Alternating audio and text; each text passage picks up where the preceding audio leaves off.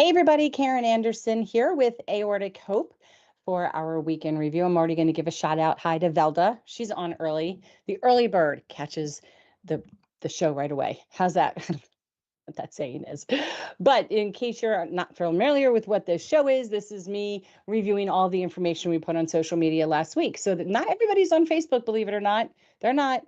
And this also gives you a chance to kind of interact with me and tell me your thoughts about these posts, your comments, your questions, what have you. But before we get started, please go click, I think it's down, click like. That's great. That makes me really happy. Click subscribe makes me even happier. And click that bell. This way you're notified every time we go live. And let me tell you, September is a doozy. If you want to know what a doozy looks like, this is going to be what it looks like in September. I have so many live events coming up that are pending to be scheduled, already scheduled. It's because it's Aortic Disease Awareness Month.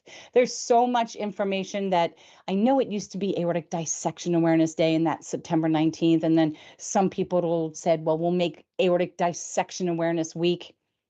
It's Aortic Disease Awareness Month. What you want to do is avoid the dissections, right? At all costs. And if you have one, you want to figure out who in your family could be at risk. So it's all about aortic disease. That encompasses aortic valve disease. It encompasses aneurysms. It encompasses dissections, connective tissue disorders. Everything you can imagine, everything that we've put into patient guides is going to be shared with you for the whole month of September. So this is kind of like pre-information. This is like the appetizer sprinkler of some of the things you're going to hear about is what you're seeing in our weekly posts, and that hopefully you'll be commenting on with me here today, unless you're outside enjoying the beautiful weather. Speaking of weather, I just read the other day that I think we might have like the first big hurricane of the season. It's coming from Africa and it's working its way across the ocean, and it's caught the weather people's eye. So now it is a something. And I don't know when that means it's coming. I think it could come towards the end, the latter half of this week, actually. I believe it is a tropical storm Erin. I think that's what it's called. And it could very potentially just smash right into the mid-Atlantic, you know, on the way down to the south, the east coast, like South Carolina to Maryland. So I don't know. I get excited. I think they're kind of fun as long as I don't lose power. I'm happy about it. I just think it's fun with the wind and whipping around, but that's just me. So that's what I got as far as weather. That's your weather report. How's that? All right, let's get started with Medical Monday. I am not a physician. I don't even play one on TV. I just read the information that our med students and our residents decide to present to all of you. And so this one is from Samantha. She's a med student. She should be approaching time for her residency program, I think in the next year. And this is talking about a gentle yet very powerful tool when it comes to heart health, and that's low aerobic exercise. And this is, of course, coming off of the heels of Dr. Siddharth Prakash's exercise study that he did for quite a few number of years out of UT Houston, out of Texas. But what we want to talk about, which is great because we have our movement for Movement Mondays. So we're going to really talk about the benefit of just walking. You know, in this community, there's a lot of people that are very athletic. They were very athletic before any event or diagnosis happened, and they're committed on remaining that way, and they can. That's what these studies showed, is that they can, and they should. They can work that plan out with their physician. And then there's a lot of us that maybe weren't or not so much, and we know we need to be, and we just get nervous and we just overthink what that really looks like. And what it looks like is just walking. It really can benefit your heart. It really does. And we're going to break down why this is. So walking is considered a low aerobic exercise. And why is it beneficial? Because low aerobic exercises refer to light to moderate intensity activity. And that activity alone will raise your heart rate just a teeny bit, and it allows you to hold a conversation. So if you can talk and walk, you're doing low aerobic intensity, and that's exactly where you need to be. That's your minimum benchmark, as long as your doctor's approved it. So everything I'm going to say today is as long as your doctor's approved it. So it doing low impact, it actually helps improve the strength of your heart. It helps improve circulation, but without creating any overexertion. Okay. So there's a couple different activities that do that. Walking is your number one activity. It could be a leisurely bike ride. We're not talking about the 10 speed. I'm talking about put a basket with daisies and a little bell, metaphorically. But that's my idea of a leisurely bike ride, right? You're just kind of going around, not necessarily with hills. You're just very relaxing bike ride, right? It could be light dancing. or a very light movement class. I know a friend of mine just recently took up TikTok dance lessons. I'm not even joking. I'm 100% serious. I have a very hurt shoulder right now, which is why you might see me grab it. And as soon as my shoulder is fixed, I am going to take up TikTok classes because it's easy and it's fun. And it's not like back in the day when I used to do jazz and high intensity ballroom dancing. No, this is going to be light and fun. And then, of course, I'll have some content to record. Um, Other forms would be, let's say, gentle yoga, being mindful of downward dog for those of you that have circulation issues or you've had a dissection. Tai Chi, we have free Tai Chi, or no, Qigong. It's a little similar, very different. We do offer free Qigong courses every Sunday at 12:30, right here on AHTV on our YouTube channel, instructed by a gentleman who had a dissection. So it's all right here. This is why I say click subscribe and click the bell. You'll get notified when that event happens. Even cleaning or some light gardening is considered low intense activity. So if you're breaking a light sweat, but you're not gasping for any kind of air, you're in the right zone. You're doing everything right. Now let's talk about if it's safe for people with heart disease, okay? Absolutely, it's safe. In fact, low aerobic exercise is often prescribed for people with coronary heart disease, heart failure, after having any kind of heart surgery or stenting, any of you. And if you have high blood pressure, low aerobic exercise is probably going to be prescribed to you. It's what you're doing when you're in cardiac rehab. If you've had your valve replaced or you've had a dissection, you're doing low aerobic exercise by the time you graduate. What that really helps to do for all of these classifications of people is going to be help improve circulation. It is going to help lower your blood pressure. It's going to reduce stress. It's going to boost your energy and your stamina. And it's actually going to strengthen your heart muscle over time. And you're probably going to sleep better because of it. Many patients who participate in cardiac rehab, which we just talked about, they focus on these kinds of exercises, but with supervision. And in physical therapy, you can get a script from your physician asking to be monitored in doing a activities like this. It's stamina, basically. It's working on your stamina. And they will give you a script for this. It's very different than cardiac rehab. So, smart way to start. You want to always check with your doctor, which we mentioned in the beginning, before you start any new exercise routine. You want to start slow and you want to kind of build up over time. And you need to listen to your body. You really have to stop if you feel any kind of pain, any shortness of breath, any dizziness, anything like that. Just take a stop. So, in summary, your low aerobic exercise, like walking, it may seem very simple, but it's one of the most powerful, heart friendly activities that you can do. And it's safe, right? So, for people living with heart disease or aortic issues, it's a safe and effective way to stay active and to stay strong. So, we asked everybody to tell us their favorite ways of moving and to share their go to low aerobic activity. And I have none right now. I'm in too much pain. I'm trying to hide it. I'm so uncomfortable. You have no idea. It's just like burning. But when I'm not in excruciating agony like I am right now, I actually like sitting on a noodle in the pool and I just do laps up the lap lane. I will do up, riding like I'm riding a bike, and back. And then the next time I go up and back, I just use only my arms going forwards. And then I use my arms backwards. I do nothing with the legs. And then the next time I go up and back, it's arms out of the water and only legs. And then I'm done. I'm cooked and fried. Put a fork in me. Then I want to float around and just get a tan. So, is there anything that any of you have that you like as your go to low aerobic activity? Well, until we get back from that, let's just say hi to Velda and Christina and Molly and Tom. Hey, everybody. Velda, Christina, Molly, and Tom. You can give your answers. I know there's a delay, so I won't venture too far. I really do love being in the pool. For me, it's safer than being on ground. I will find a way to twist an ankle. I'll find a way to hurt something. That's just what happens. I mean, I just walk into doorways now because I know my shoulder hurts so bad that I've walked into so many door frames and it's so excruciating. And I don't know why I'm doing it. It's like I'm not clearing the space. But give me a pool, and because I love water and I love being in the sun, especially when the sun's starting to set, it's my favorite time. And soon, I'm telling you, as soon as the sucker's fixed, I'm going back to the pool. So that's when I'm going. So when you guys chime in, we'll get back to what your thoughts are. You have any thoughts on what your favorite activity is, Josh? If you have. Velda says walking. I use walking sticks for balance. Wonderful. Yeah. Well, you're doing the best activity you can do. So that's good. I All right. know Molly does bike riding because I've seen her on camera riding her bike. And it's beautiful. Her scenery is just gorgeous. My scenery here is not so gorgeous, although it's very lush and very green because of all the rain we've had. It is like a jungle. It's so green out there. Hmm. Okay. Christina says, that made me quit swim exercise group, not riding a pool noodle. Oh, you're not going to ride a pool noodle. Is that what she was saying? I I feel missed like that. that's ambiguous. I'm not sure if not riding the pool noodle is why, or she refuses to ride a pool noodle. Oh, okay. Yeah. I refuse to like kick with the kickboard and put it in front of like, above me and my head and keep my head down. I don't like anything.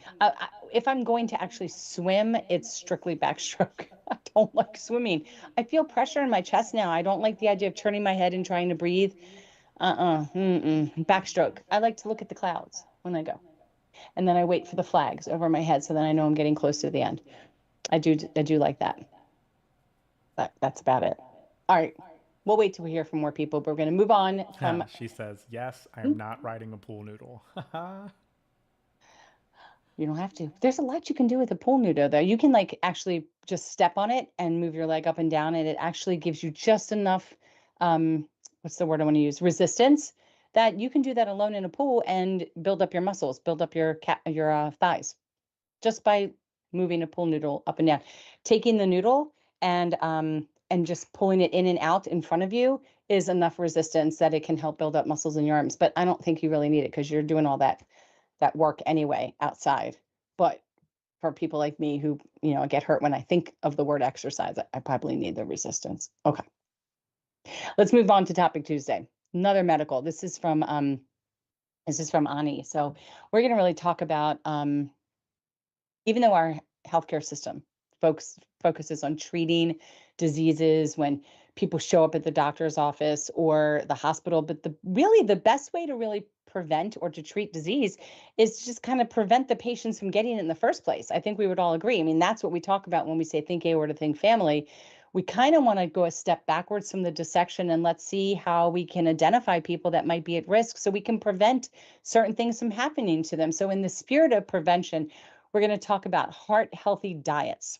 Okay, so this one was talking about the first one was talking about movement. This is talking about heart healthy diets and how they can actually help to prevent heart disease, which is the number one cause of death in the United States.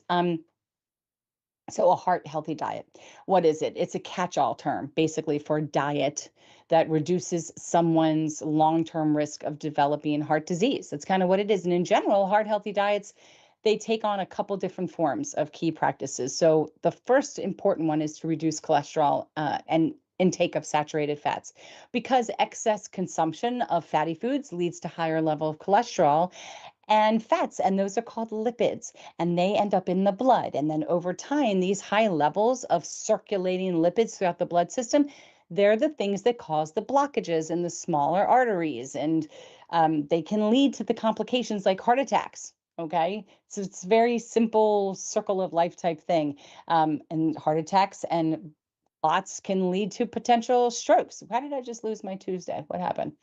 What happened? What just happened? I just looked and everything went away. Control That's so Shift weird. T. I'm back. I'm back, everybody. We're back. Okay. Regulating your intake of these fatty foods, okay, can help lower your lipid panels, those levels that your physicians check for, and they can actually help you avoid these poor outcomes. So this is one of the ways of preventing the disease outcomes of having high lipids and having high cholesterol. We talk about this all the time. You don't need to eliminate salt unless your physician says eliminate salt, but decreasing salt makes a huge difference. There are times when some people out there need to intake salt because their blood pressure is way too low. So you need to bring in some salt to get that blood pressure up. But eating too much salt it can cause you to have high blood pressure. It's hypertension, or it's going to worsen your hypertension if you already have it. So if you already have high blood pressure, taking in too much salt, not taking in any salt, but taking in too much salt is going to potentially worsen that. So over time, people who have this elevated blood pressure, we already know what can happen, but it can accumulate damage in your arteries. right? And it can cause aneurysms to form, and you become at risk for developing the same kind of blockages that were mentioned that happen from the high level of lipids and cholesterol. So just keep that in mind. Have these conversations with your physicians about what appropriate amount of salt you should be intaking based upon your situation. Not everybody is the same. Same thing goes with sugar. They say decreasing sugar. I mean, regulating your overall sugar intake, it reduces your risk of developing metabolic diseases like diabetes. And if that runs in your family, you should already be thinking about reducing that already. That should have already been discussed with you. If you have diabetes, it's already known that you have heart disease. This can be type 1 or type 2. They go kind of hand in hand. And we know what happens when there's issues with the heart. So having healthy blood sugar levels can really help you with a boost of energy, and it helps your mood better throughout the day. So I don't think anybody's saying eliminate salt, eliminate sugar, decrease. Decrease is a key word, and find out from your physician what levels you should be having, right? What does your blood sugar levels look like when you have your blood tests? I'm not only talking about your glucose after you've been fasting, but I'm talking about A1C. Talk to your physicians. Very personal decisions. You also want to increase your healthy fats and fiber. I could not tell you what those are because I'm not a dietitian or a nutritionist. And this conversation overwhelms me beyond. I'm very aware of the things I shouldn't have. And if I shouldn't have it, I only have a little bit of it because I just can't give it up completely, but it's a little bit, right? So if I want a Coca-Cola, which you might see me taking a sip of, it's a mini baby can. I don't even finish it. I just want a little tasty. It's a little taste. But when it comes to like healthy fats, I don't know. I'm gonna guess maybe olive oil is one of them. Don't ask me. I'm bad. I don't know these things. I don't know. There's things I know, and there's things I have no more capacity to put in here. But a healthy fat, like polyunsaturated fats, things that, oh, I just said it, in olive oil. How did I know that? Yogurt. That's another one. Of course, I'm lactose intolerant. There's always an issue, I know. And fiber helps wash out. It helps flush out the unhealthy fats that are just hanging around and lingering in your body. And it helps to protect your arteries, which, again, as we've talked about, reduces the potential for buildup of blockages that cause heart disease and potential heart attacks and strokes. So let's talk about heart healthy diets. What do these look like? Because nobody likes the word diet. Nobody likes feeling like they're being constricted by something. And the word diet has such a negative connotation. It just means getting punished for eating foods that you like. I think everybody knows common sense what you can and what you shouldn't eat, right? I would say fast food, McDonald's every day is probably a bad choice. It's not going to be the healthy diet. But the Mediterranean diet, or DASH, and that does not stand for Mrs. Dash seasoning. Uh, I'm not sure if it goes into what it stands for here, but these are pretty popular diets that a lot of people benefit from when it comes to heart disease and trying to avoid having issues. There's several of resources online. You can look all of this stuff up, and you can really begin to incorporate a lot of elements from these diets like olive oil, fresh fish. I know it involves a lot of fresh vegetables with certain vegetables. And I hate salmon and I hate fishy fish, but I do like whitefish. So we do try to incorporate more halibut and stuff like that in our diet here in the house. And I love red meat. Nobody's ever going to take away my red meat. I love red meat, but I do limit how much red meat. I'm very aware of even pasta. Like I like pasta, but I'm very aware now how much pasta I have and how often in a week I might have it. So I think being aware is a great way to make changes. And sometimes you just change one thing. You eliminate or reduce one thing because thinking you're going to do it all after you get a diagnosis like this, if you think you're just going to cold turkey every single thing and be sustainable, it's probably not going to happen. So don't have those kinds of high expectations because if it were going to happen, you would have changed it already, right? Um, and trying to change your diet, like I said, it can be very, very overwhelming and very hard to maintain if it's not done thoughtfully. So be kind to yourself. Your body, it's going to always try to resist change. So small, consistent changes over time uh, will give you much better and more sustainable results. And that's the key. Don't try to make all these major life changes to your entire diet at once. So start whatever change is the easiest for you. So it could be increasing the vegetables or fruit that you have in a day. I can't seem to get past one fruit and or one vegetable in a day. I try, I really do. I have changed that I eat my food in a different order now. When it's presented to me, I do try to get to the vegetables first and then I go to the protein. So I'm trying to get in all of those really good nutrients first before I fill up on stuff that's not important, like starches. I just save them for last when I'm full. And then I usually now don't even end up eating them. Um, Once you get used to making that one change, it could, let's say, decreasing the amount of fried food that you have, right? Once you get used to the one, you're already well on your way to a healthier diet. It just happens naturally. So hopefully this resonates with some of you. These are simple things. It's scary when you're first diagnosed with something. Again, everybody wants to make these life-altering changes all at once. One, just pick one. Pick one 2 weeks before it becomes a habit. That's what they say. Pick one, 2 weeks later, that's going to be easy, no brainer. And then go pick another one. Talk to a dietitian or nutritionist or your doctor. And a lot of times these things are covered under insurance, and somebody should be able to help you out if there's more changes that you want to make. And that's your topic Tuesday. Anybody have comments as I take my mini sip of my Coke? They're still going to be a bit behind. Okie dokie. That was like 10 seconds, isn't that? Or was that just TV? Well, for YouTube, it's traditionally 15 to 20 seconds, depending on how Oh, fast the ingest servers pick them up. Yeah. oh, well, there you go. All right. So we're going to move on to Think Aorta Thursday. We've been starting to highlight in the month of August different elements of basically our sister organization, Think Aorta. So just so you understand, Think Aorta was an initiative that was started in the UK and Ireland.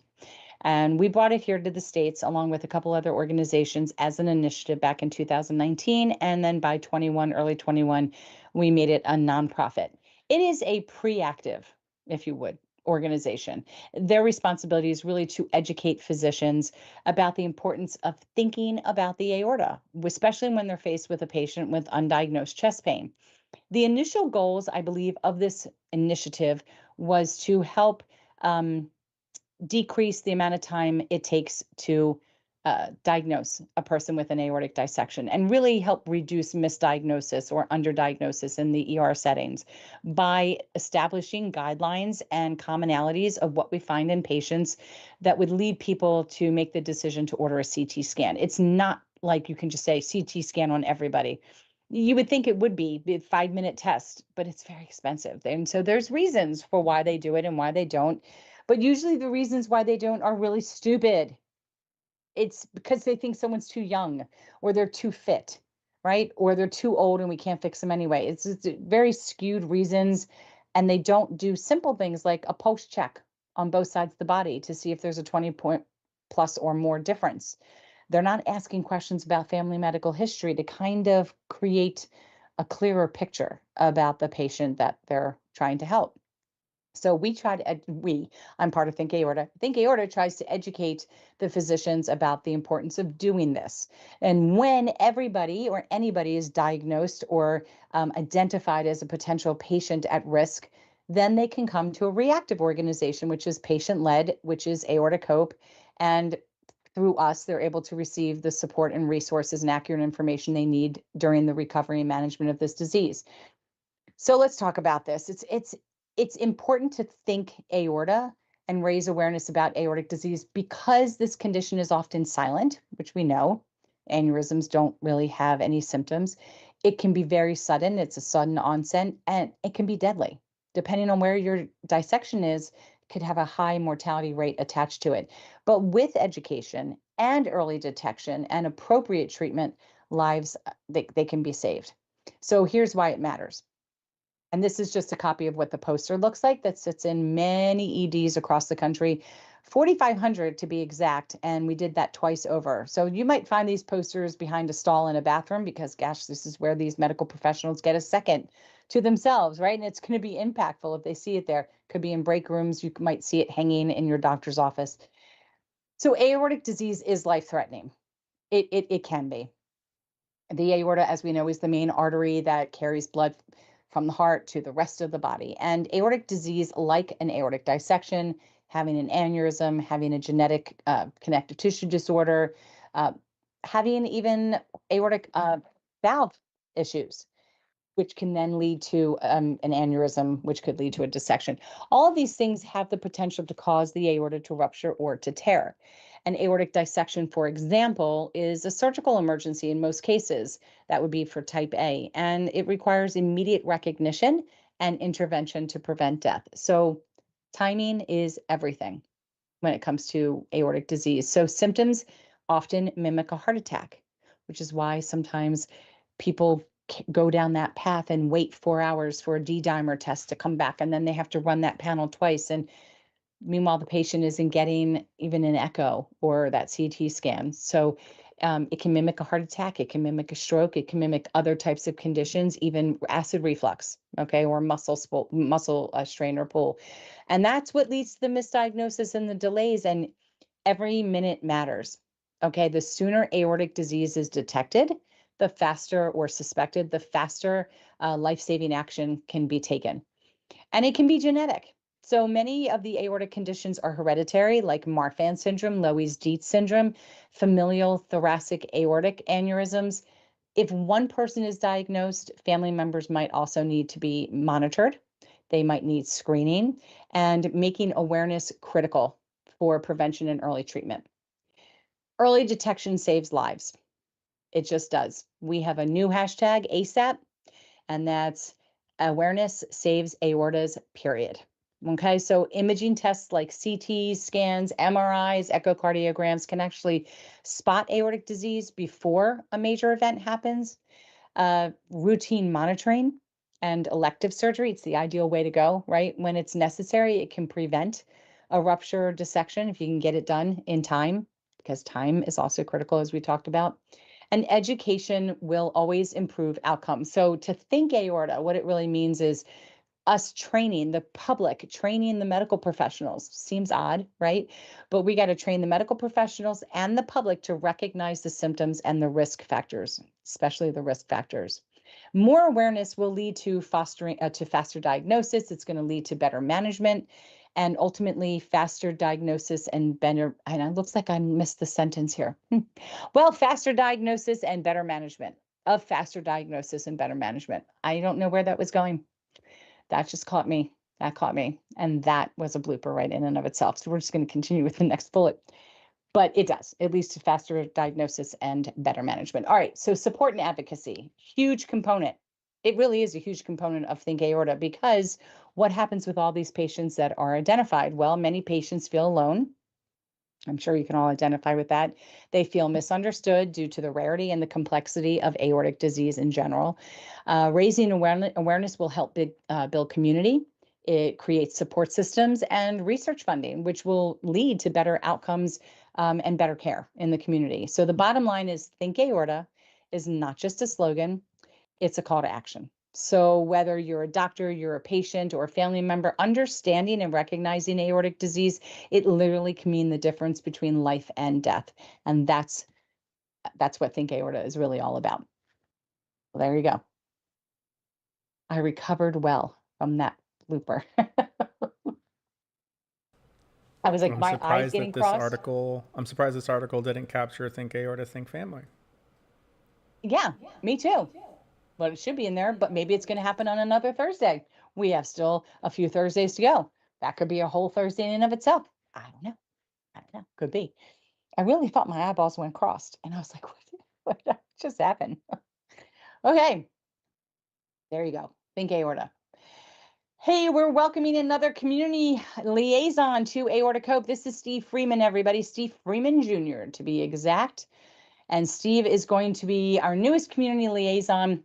He's actually going to be hosting private walk and talks, and you'll understand why after you get a chance to meet him this Sunday at, I think it was 10 a.m.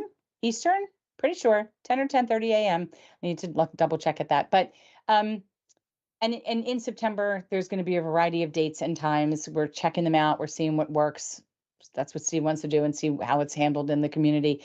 And he's very motivating and very inspiring, and has his own story that he wants to reiterate to everyone. And he's really going to inspire everybody to thrive and not just survive through movement. So we've not had this before. It's kind of like just walk and talk, which is kind of cool.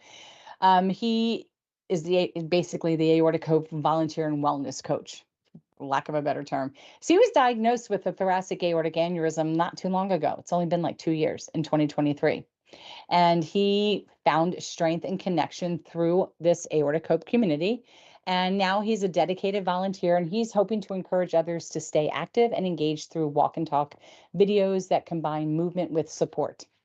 He has an MBA in healthcare leadership and multiple certifications in longevity, brain fitness, and stress management, and cardiac focused fitness. That's a mouthful, and that's a lot, and that's pretty impressive. He is committed to helping others live healthier and more hopeful lives. And Steve walks on average about 14 or 15 miles every single day, every single day. It's what fuels him. It's interesting what fuels people, but it fuels him. So we're excited to have him. We're excited to kind of see where this walk and talk series goes. Sky's the limit. And welcome, Steve. Welcome, Steve. LG says, love the idea of walk and talk. Welcome to chat. Great. Wonderful. Thank you. Thank you. Thank you. All right. I love this graphic. It was Feel Good Friday at Aortic Hope. This was just past Friday. No deep thoughts for the day. Kind of just gifts, gifs. I go gifs that make you laugh. I'm trying to remember what I posted, but whether it's a funny dance, a dramatic squirrel, we've all seen these things. The child who's clearly had enough and needs to take a nap immediately. I've seen that one a million times. We were asking people to kind of drop what they found to be very funny. And we've kind of flooded the feed on Facebook with a lot of funny things. I'm trying to think what I posted. Oh my goodness. I have a standard one that just cracks me up and now I can't, for life me can't remember. Um, there's a couple good ones. There's the one of the kid who's just done and she just says, I'm to take a nap. I'm to take a nap right now and just goes down and that one's out. I like the fainting goats. I've always loved the fainting goats that just get so irritated and they just faint. Those crack me up. I also love anything when people fall. So all of the videos and the gifs of people slipping and falling, especially during ice season, just destroys me. I'm terrible, but it brings me so much joy. I just laugh. I just laugh. I can't help it. I laugh. I think it's hysterical. So I don't know if there's anything that you find extremely funny online, but do tell. Do tell. I like where the AI is going with Sasquatch walking around with stormtroopers right now. It's killing me. Yes, I have seen that. Yes, I have seen that. I've seen a lot of photo bombs with Sasquatch in it recently. Is that now like a thing? I don't know who started it, but I'm glad they're doing it. Okay. Well, there you go. Feel Good Friday. All right. We had a Survivor Series replay, which is interesting because we just announced the walk and talk with Steve. And I actually have a meeting like immediately after this with this person this evening. We brought you the Survivor story. We brought it back. Survivor story from Aortic athletes Jack Crow. So you have probably seen Jack on here interviewing physicians and a few key community members that are heavily uh, involved with aortic disease in general and exercise. So made sense that we had that post also this week. He's been an aortic dissection survivor now since January 21 when he dissected at 60 years old in the wilderness near his cabin in Upper Peninsula of Michigan. That's scary. Okay, it's not like the hospitals down the street. He had an emergency open heart surgery several days later in rural northern Wisconsin to replace his ascending aorta. And he had follow-up open heart surgery about 6 months later at Cleveland Clinic to replace his aortic arch. Prior to the dissection, he worked as an executive director at Year Up Chicago, which is a workforce development non-for-profit. He was also a founder of Cristo Rey Jesuit High School and Christ the King Jesuit College Prep, where students from low income neighborhoods work at large corporations to earn their tuition. And before his non-for-profit career, he was a partner at Winston and Strawn, which was a very large law firm in Chicago. Pre-dissection, Jack was an Ironman triathlete and a marathon runner and an endurance cyclist. And post-dissection, he still continues to enjoy actively biking. He jogs, he open water swims. He's also participating in the first of its kind post-aortic dissection exercise study, which he has since completed. And for over 30 years, he's been married to his wife, Ave. Ave, I'm going to go with Ave. They have two adult children, and I cannot pronounce those names because I refuse to butcher the children's names. But early in 23, he started with Carmen David, a new Facebook support group page called Aortic Athletes, which is growing strong. He's also an ambassador with Aortic Hope. And as I mentioned, he and Carmen interview, oh gosh, so many different well known physicians. And they just had a journalist on not too long ago. And they talk all things aortic disease and exercise. Very interesting. And it's a great page for you to visit. I highly recommend you check out Aortic Athletes. If being athletic is something that's very important to you, it's a nice complement to all the information you receive here at Aortic Hope. But that is their focus on their page. They have their own little logo now. They open their store up a couple times a year where you can buy some merchandise from them. I do believe that they raise money for research and additional exercise-based research studies. So check out this story by Jack Crow, and we would love to have your story. We've been doing this for over 10 years now. We would love for you to be that shining light in someone's life and validate their experiences by sharing your own. And I guarantee it's going to be therapeutic for you as well. You've got 3 different ways that you can do it. You can sign up and share your story in written form, in a pre-recorded video, or by going live like I am now. And then you can take questions from the community. It will probably be shared on Think Aorta's page as an educational tool for the physicians, as I already mentioned. And then we also have Where Are They Now, which started, I think now it's been about 7 years ago. And that's a series where we're just kind of looking to figure out where you are in your recovery and management of aortic disease. We're not here to interview you. We're here to let you just talk freely and share your stories of your journey with aortic disease. So there's links right here. You can sign up. Somebody will be in touch with you and we'll get you scheduled to be part of our Survivor series. So thanks, Jack, for having told your story. Love revisiting that. Okay. All right, we're moving on. This is always a good one. Aortic disease terminology. And I know people wonder what half of the words are that they hear because I'm online and people think that AAA means ascending aortic aneurysm. And no, I'm so sorry, it does not. It means abdominal aortic aneurysm. Oh my gosh, it drives me nuts when I see that. But I know what they mean when they use those initials and they're on an ascending aortic aneurysm page, but it's not what any doctor would use. They would use TAA, thoracic aortic aneurysm, where they would just say ascending. Uh, but there's so many different pieces of terminology, understanding pulmonary hypertension, penetrating, uh, what is the word I'm going to say? Penetrating atherosclerotic ulcer, maybe. I think that's what I'm thinking of. I think. Um, so pseudoaneurysm, like a lot of people hear these terms being thrown around and they don't understand. So we have collected terminology from Corrigan Minahan Heart Center, and we have a link to all of these words. So here we can check some of them out here. A TAA is a significant enlargement of the part of the aorta within the chest. That's a TAA, thoracic aortic aneurysm. Um, Abdominal aortic aneurysm is a AAA. Thoracoabdominal, what is that? That's in the chest or the thorax that extends into the abdominal area. So this goes, it's long. It's a long, extensive list right here. And so this is really helpful, I think, for people when they hear something, they want to know, what does this actually mean? This is in our book. We have terminology in both of our books, both of our guides, Aortic Dissection, the Patient Guide, and Aortic Disease, the Patient Guide, for you to check out. So that was our disease terminology post. Oh my gosh, we're already in the middle of August. Holy moly mackerel. We get a lot this week. So this week we have our second support group meeting, which is general support. If you've registered, you will get an invite. If you have not, just click and register. You can click in the event section at the top here. You can just click right here under support group meeting. It is happening tomorrow night. It happens on Tuesdays at 10 p.m. Eastern. Also this week, if you click the like, subscribe, the little bell, you'd be notified that we have a Wellness 101 with Dee Riete. She's going to take us through everything aromatherapy. What does it mean? What are the different scents? What do they do? Why do we have aromatherapy? What is it to be a licensed aromatherapist? And this is basically a 101 course. And then we will be offering quarterly live events where she's going to do blending and blend with us different aromatherapy oils for very specific purposes. So we're going live with her on Wednesday.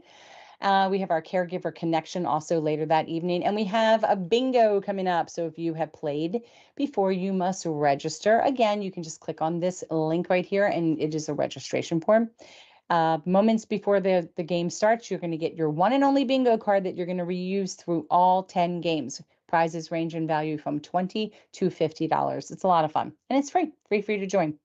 As always, on Sundays, we have Qigong at 12:30. We have a weekend review with Molly next week because I will be having a procedure done on my shoulder.